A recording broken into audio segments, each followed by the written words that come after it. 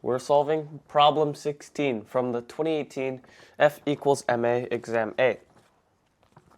A cylindrical space station produces artificial gravity by rotating with angular frequency omega. Consider working in the reference frame rotating with the space station.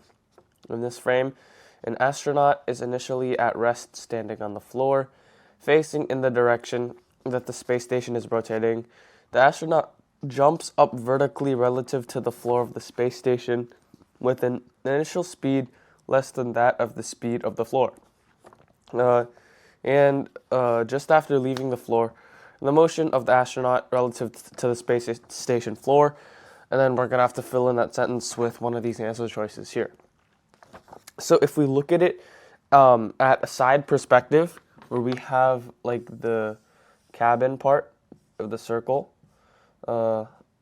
we call the radius capital R, and this is rotating at omega. So what we can do here is, well, if the astronaut's position is marked here and it jumps up, the velocity vector goes like this.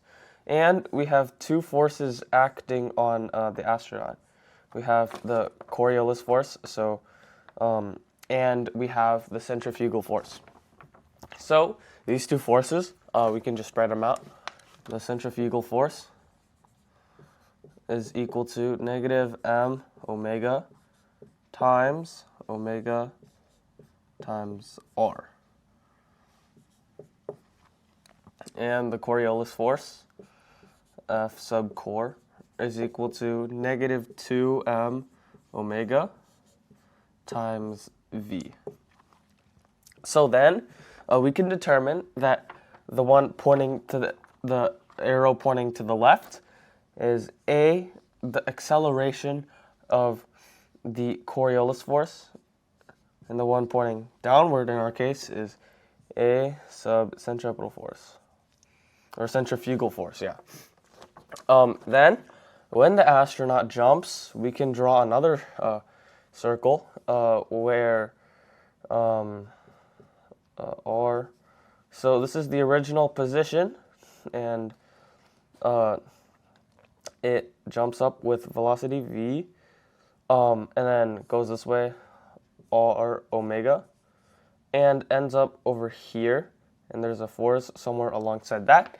So this answer corresponds to answer choice B, where it lands in front of the astronaut point, lands in the front of the point they jumped from, and always has an accelerated acceleration component directed to the floor.